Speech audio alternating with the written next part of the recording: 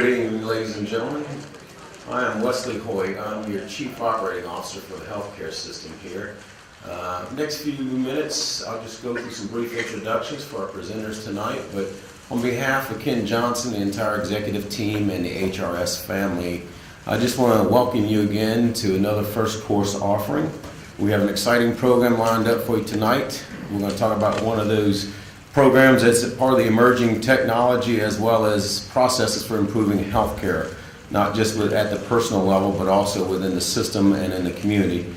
So I look forward to hearing what the physicians have to say, because it applies to each and every one of us. What we're going to talk about tonight is the Enhanced Recovery After Surgery programs and protocols. What's important is that Hutchinson Regional Medical Center is one of only 2 locations in Kansas that actually practices this protocol. It's focused on improving surgical outcomes and enhancing patient experience before, during, and after surgery. The goal of ERAS is to assist patients to better be prepared for surgery, which can result in fewer complications, which is always good, better pain control, rapid recovery, and quicker discharge from the hospital. As we all know, everybody just loves coming to the hospital, right? So this is going to be good for all of us, correct? The ERS program at Stormont Vale Hospital in Topeka has reduced patients' average length of hospitalization following surgery on average from 8.16 days to 3.82 days. So you can see that's basically a 50% reduction in length of stay. So if you really do like our food, feel free to stick around for a little while, but we're going to try to get you out of here sooner.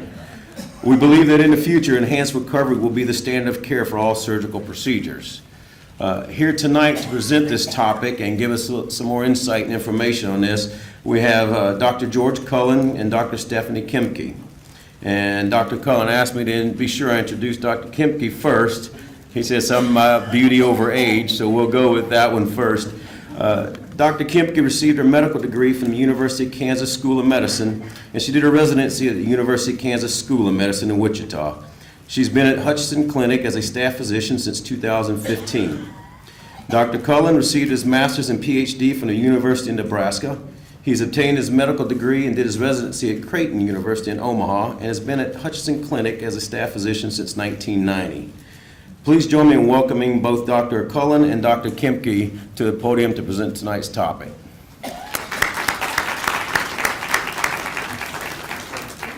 Well, thanks a lot. I'm glad you all are here, and I hope you have a good time. This will just kind of kick it off. Enhanced recovery is something that I think is very important, and it's kind of growing here in Hutchinson. Not everybody is doing it yet, but I think they're trying to gradually expand the use of enhanced recovery. And it's something that Dr. Kemke and I both feel is very important for the future. But it's ERAS, or Enhanced Recovery. Just to give you a little background, basically it's a coordinated philosophy of care. So it changes the way everybody thinks. It's patient-centered. They're really the key. Without the patient, we have nothing. But it's also a team approach. But one of the components of the team really is the patient. We ask them to do things that they've never done before that we want them to do to make surgery safer. Okay? It's a change in the way doctors think. It's a change in the way your family thinks. It's a change in the way what we believe and what we know in the past. And sometimes it's a little hard to swallow for some of the colleagues in medicine and also for people out in the community. But it's important to embrace these changes and go with what is evidence-based, which means they've done a whole lot of research on it, and they prove that this change is actually going to benefit the patients. So it's not really guesswork. And it's been going on for a while, yet it's going to be flexible because people are different. Some patients will qualify for certain components of the program and others won't. And it's also going to be flexible in that as we grow with our knowledge, we'll be able to change our protocol and improve it continuously.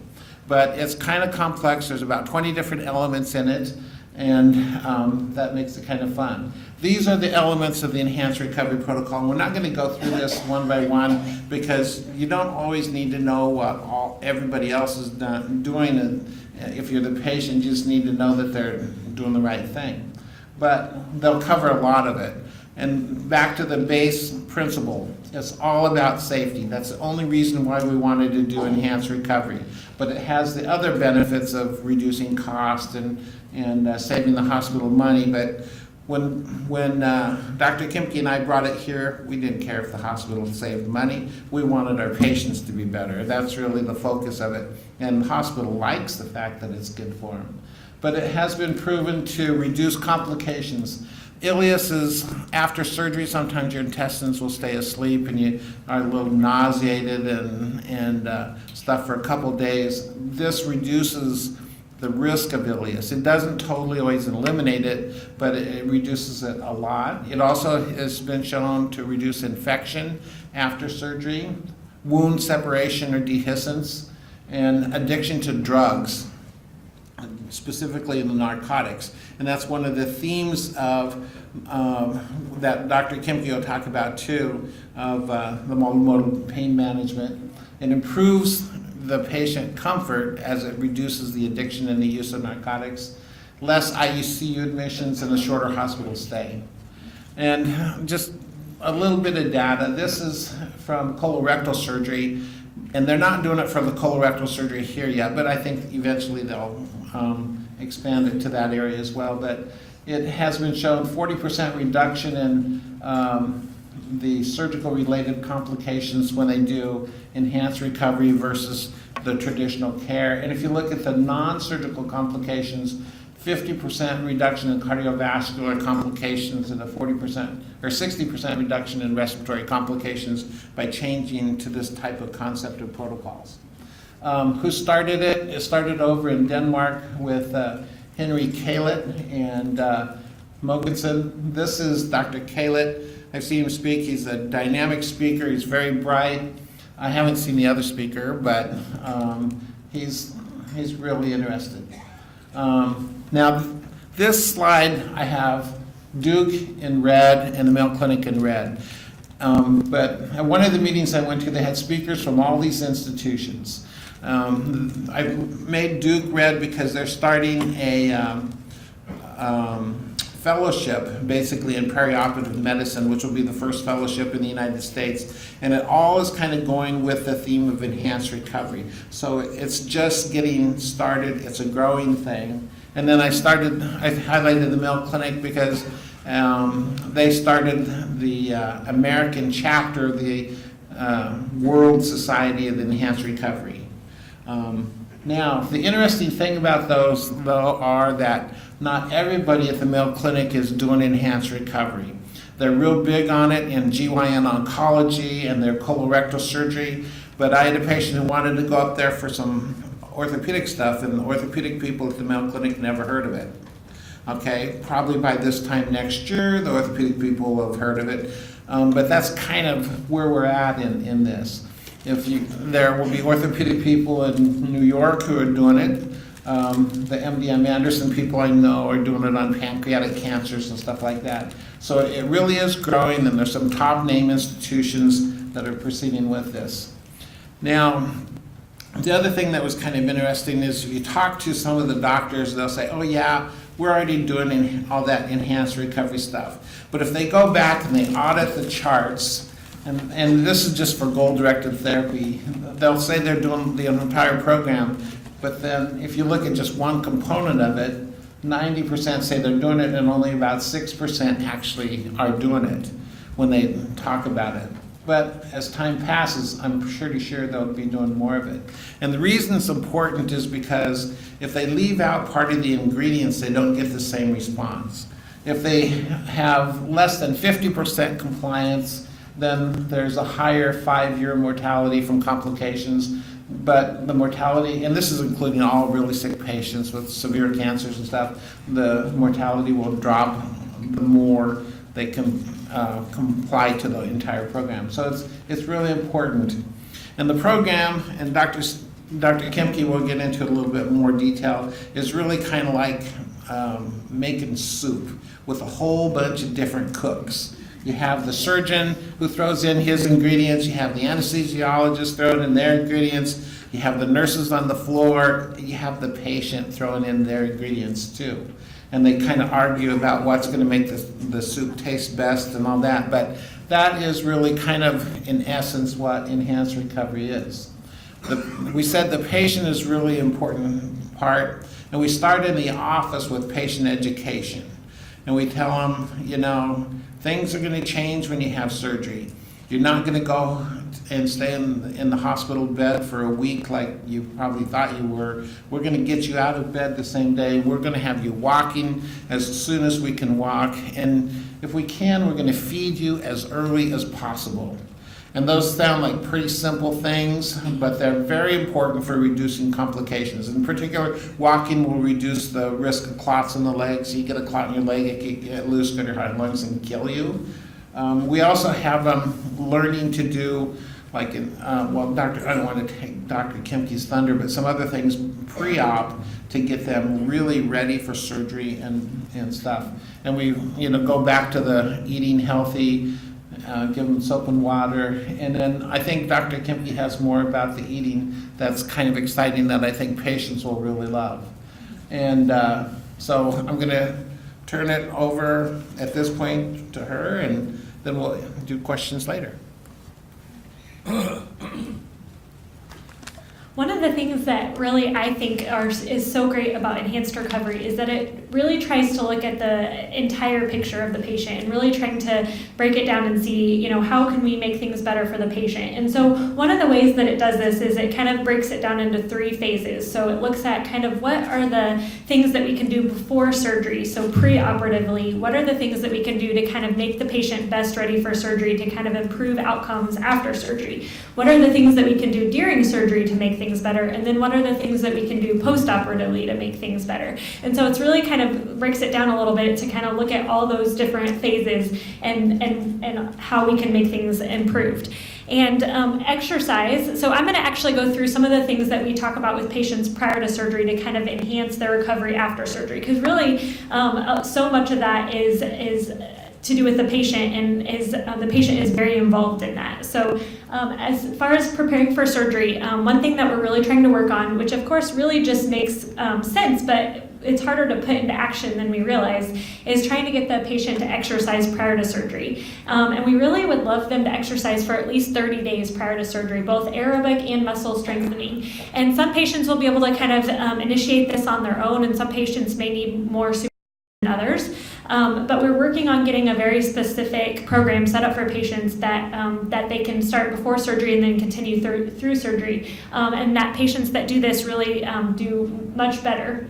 The reason that exercise is so important is that it does a bunch of really great things for you, and then it also helps prevent some other things. So this kind of goes through some of the great things that exercise does for you. It improves your cardiopulmonary condition, it increases muscle strength, increases flexibility, strength, endurance, and tissue oxygenation, and then it also helps prevent the lungs from collapsing during or after surgery. It helps prevent pneumonia. It helps to get your bowels moving, decreases blood clots. People who exercise prior to surgery have been shown to not need as much pain medicine, and just overall survival is better. So that's kind of just a few of the reasons that we care about that. And we know that even if you aren't able to do as much aerobic activity because of joint problems, that even doing an exercise bike is a great way. So exercise is medicine, so that's one of the things that's really a big part of enhanced recovery. Just kind of going through pre-operatively, some other things that we're trying to, of course, do to enhance your health is, and one of those is talking about smoking. So really, if we can get the patient to quit smoking 30 days prior to surgery, then that's really going to improve outcomes. So we know that smoking impairs wound healing and that they're increased risk for infection, and then cardiopulmonary complications are higher, and then it causes liver toxicity, and that increased mucus production that happens can affect anesthesia. So just talking with patients about this is an important thing. And another thing that sometimes people don't always think about is alcohol, and knowing that it can impair the stress response that happens at surgery and cause other problems. So just something to kind of review with the patient before surgery, if at all that can be an issue. Diabetes is a risk factor for surgery. We know that people that have diabetes have an increased risk of infection. So just looking at their health and, if they have diabetes, if the patient has diabetes, how can we improve blood sugars and make their health optimized prior to surgery? So this is another thing. And the nutrition is a really big one. Prior to surgery, it's very important if we can optimize a patient's nutrition. That's really been shown to improve outcomes. And there's been some pretty big changes in this. And we know that if you have improved nutrition, that it can actually improve bowel function and help the immune response, and that patients have had less complications. So 5 to 7 days preoperatively, really looking at nutrition and how we can improve your nutrition can really help. And this is one of the drinks that we actually, and don't make any money off these drinks or anything like that, but these drinks have really been shown to improve outcomes, and patients do better if they have a healthier drink. So what we do is this is a pretty big change, and it's because of some of the risks with anesthesia. We've always kind of told patients that you need to fast prior to surgery, and that you can't eat or drink anything 8 hours prior to surgery, or sometimes you might even be told longer than that. But it's really been shown that if we prevent the perioperative starvation that goes along with fasting prior to surgery, that we can lower complication rates and hasten recovery. And so this big change is that you can have clear liquids up to 2 hours before the induction of anesthesia with enhanced recovery. And so that drink that I was showing you is one of those drinks that we use to help with nutrition, but also those complex carbohydrates will really kind of help the patient and can be used prior to anesthesia. So, but you can improve or lessen hemodynamic instability and blood pressure issues, and reduce post-op nausea and vomiting as well by kind of leaving out that starvation that happens prior to surgery. So this is another example of the drink that we're allowing patients to drink up to 2 hours prior to surgery, so it's really exciting. So what we talk to patients about with enhanced recovery is that they can have a normal supper the night before surgery, and they avoid fatty and greasy food. And then they have no solid food for 8 hours prior to surgery, and no milk or dairy after supper. But then they can have ClearFast, Ensure Clear, or Gatorade prior to surgery that day. We want them to have one at breakfast, one at lunch, and one at dinner, and then at 8 and 10 p.m. And then on the morning of surgery, 2 hours prior to the surgery, we'll have them have a ClearFast, or a cheaper alternative is to do half a bottle of Gatorade. This idea, the word prehabilitation, is this idea that we're trying to optimize your function prior to any sort of big physiologic stress. And we know that surgery is a physiologic stress. And so what are all the things that we can do, like I've been talking about, of just trying to make yourself the healthiest version of yourself prior to surgery. And so some of those things include respiratory muscle training, dietary counseling like we talked about, anxiety control, and mental health prior to surgery. And so one of the things that is another change is that we're doing a preoperative visit at the hospital prior to surgery. And this is where you come and meet with the anesthesiologist prior to the day of surgery and kind of go over very specifically your individualized health and looking, for example, if you have anemia or something like that, then that can be caught prior to surgery and start you on iron or whatever might be necessary. So that's really exciting. If you've ever had surgery, you may have seen one of these before. This is an incentive spirometer, and it's a way to help improve your lung capacity and lung function prior to surgery. So this is something that's just another kind of pre-education thing that we go over. And you breathe in slowly and deeply as possible, hold your breath and as long as possible, and then exhale slowly. And then you repeat that over and over, and it'll, after surgery for sure, but even doing it prior to surgery can be really helpful. So one thing that people always worry about, or patients of course worry about, is pain after surgery. And, I think that, that is completely normal to think about that and worry about that. And we want to talk about this really prior to surgery because, one, that helps get rid of a lot of the anxiety that you might have about surgery, but then also it kind of helps to set expectations of, you know, what to expect and that kind of thing. So there's been a lot of talk recently and a lot more, you know, even in the news and a lot of medical things going on about narcotic pain use and opioid use, and really been showing that there's a lot of negative things about it and a lot of problems with it too. So that pain medicine, actually narcotics, can cause an impact on emotions. They cause sedation after surgery. They can slow the bowels down, which causes the constipation. A lot of patients have trouble with itching after surgery, and so that can be a thing. It affects the immune system, and then of course we always worry about, you know, if you take these pain medicines too long, you can have chronic drug addiction to it, and really having narcotics can affect long-term survival.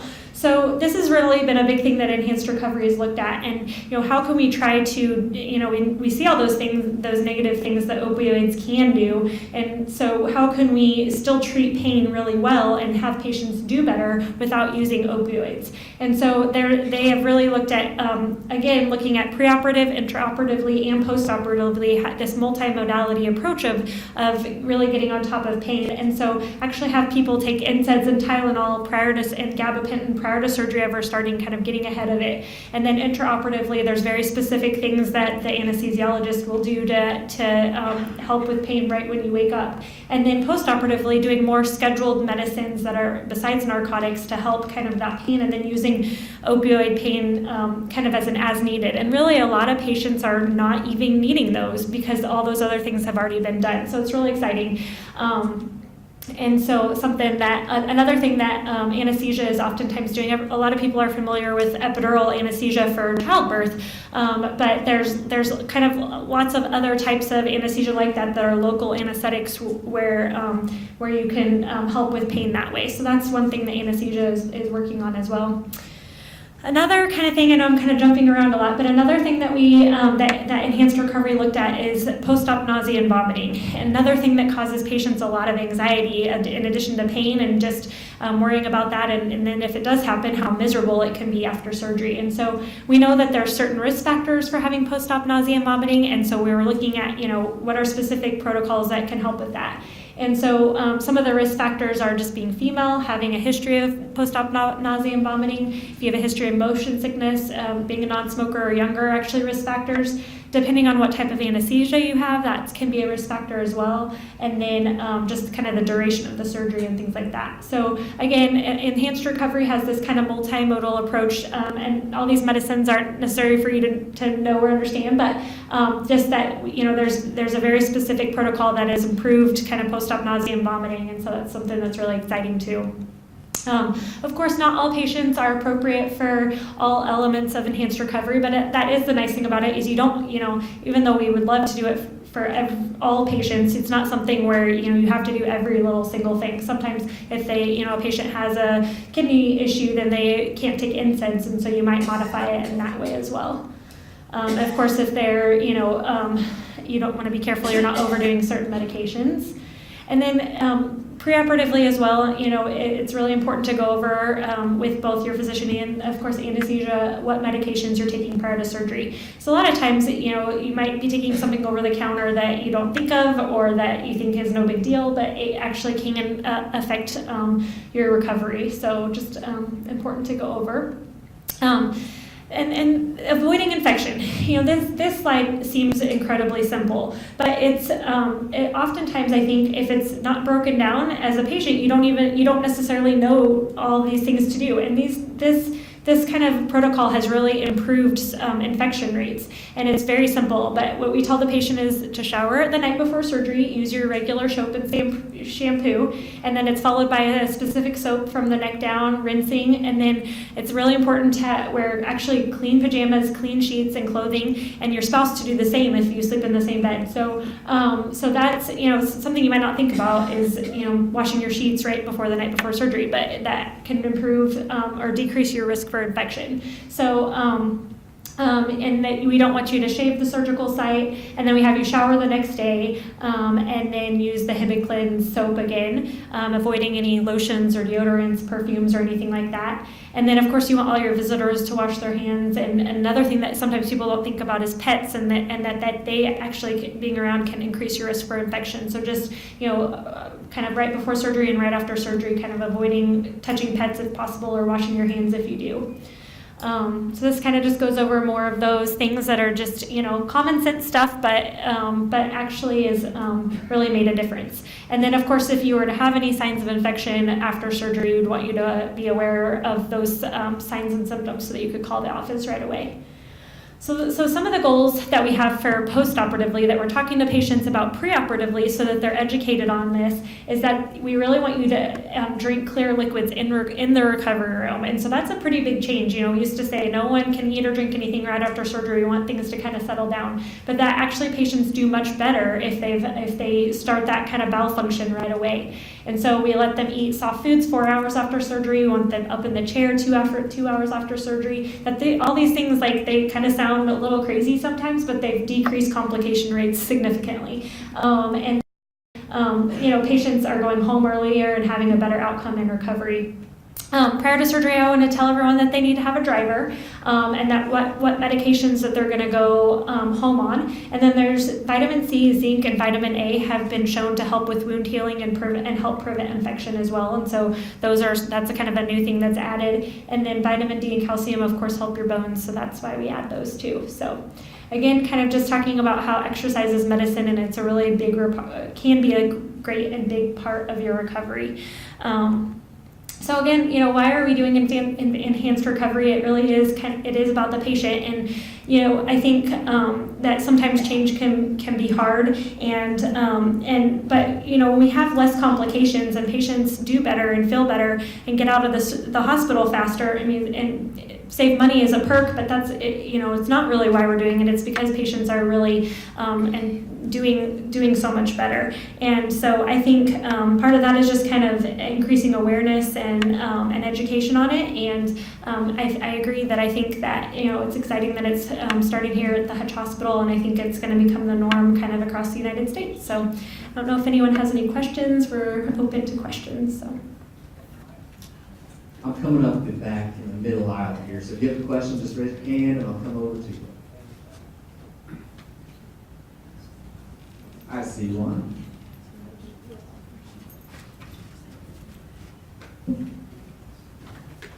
You two are kind of the pioneers on this. You've gone through training. Is this an area that will expand to all surgical areas within the hospital, or is that somewhat dependent upon the physician involved in the process? And second of all, one of the keys on this would be the compliance, how well the patient is willing to comply with the protocols that are established. And what's your view on how well patients will approach it? I mean, the long run is to get the patient to the hospital as quickly as possible, and everyone should appreciate that. But what do you anticipate? Okay. That's a great question. A lot of places, they have slow acceptance of this protocol. And I think it was the Mayo Clinic, 2 of the surgeons started in the GYN oncology area, wasn't it? Stephanie, and then of their 7 surgeons, and they looked at their stuff after 6 months, and the chairman of the department came up and said to them, you had 4 readmissions to the emergency room in the last 6 months, and you got to quit this nonsense. It's just crazy. And so the doctor said, yeah, we have, but we also looked at yours. And we've done 100 cases, and you guys have done 150, and you had 15 readmissions, and we have, our smaller number. And the chairman of the department said, oh my, I guess we're all going to start doing that now. And that's kind of how it goes across the United States. I know there are some hospitals where 1 or 2 orthopedic surgeons are doing it, but 6 months later there's 5, 6 months later there's 15, and it's just going to be a gradual process where it goes like that. And here at our hospital, our surgeons are more open to want to do it, but we're waiting on a little equipment that we've requested for goal-directed fluid therapy and stuff like that. So we're not doing 100% of the complete package yet. And then the package is going to keep improving and changing. So my view is, and I think Stephanie would probably agree, that overall, and since they're expanding it to the trauma surgeon area too, that it's going to become standard of care for every type of surgery. And just like Dr. Kemke said, there will be patients who don't qualify for various components. If you have bad kidney disease, you can't take the non-steroidals. That wipes out kind of a big area of our pain management program, so we have to change it and go to a different pain management program. But we have done some hysterectomies with them going home with 0 narcotics. And that's important because if people who go home on narcotics have about a 1 in 20% chance of becoming addicted to narcotics for the rest of their life.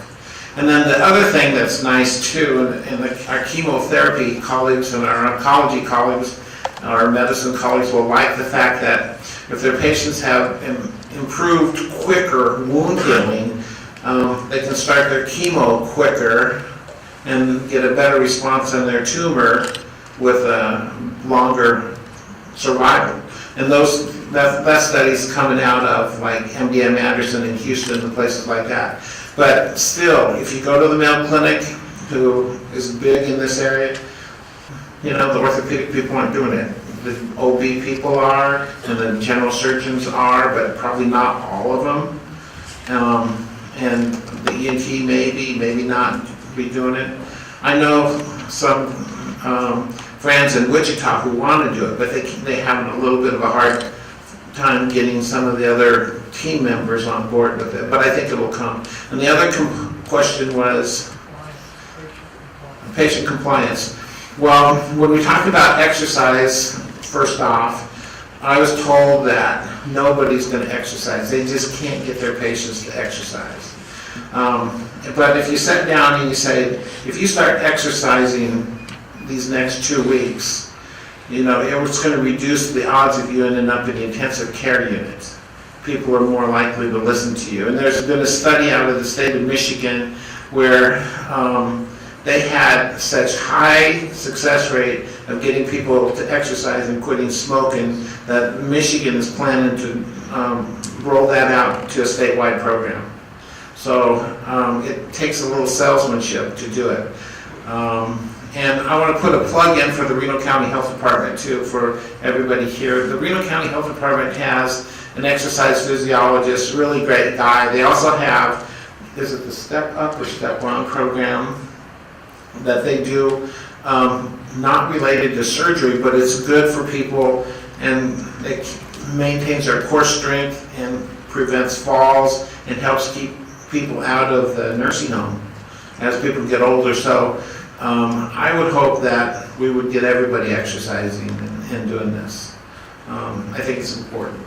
You should be commended for your leadership on this program. Both of you have been so involved. Oh, thanks. It takes a lot of work. But we've had, Bobby Starks, and we've had other people at the hospital who, you take your hat off to. Bobby in particular comes to mind, Brian comes to mind, and some people have done a lot of work just getting this started. I just briefly saw on the screen who qualifies for the program. It looks like there was an age cutoff possibly. And No, there's an age cutoff on certain doses of medication. So you have, the older kidneys can't handle the non-steroidals as much as the younger kidneys. And so you either have to switch to a different non-steroidal or cut down the dose. And on some sedating drugs like gabapentin, we use a higher dose of gabapentin in the 30-year-old than we will on the 75 or 80-year-old. But we'll still try to do that and give them the benefit of everything we can. But you don't want to hurt them by accident. I mean, being safety is really the whole ball game here. Do we have any more questions? Well, I hope you found this fun, and I hope you don't ever need surgery. But if you do, I hope you have the benefit of enhanced recovery. All right, thank you, Dr. Cole. Thank you. Good enough.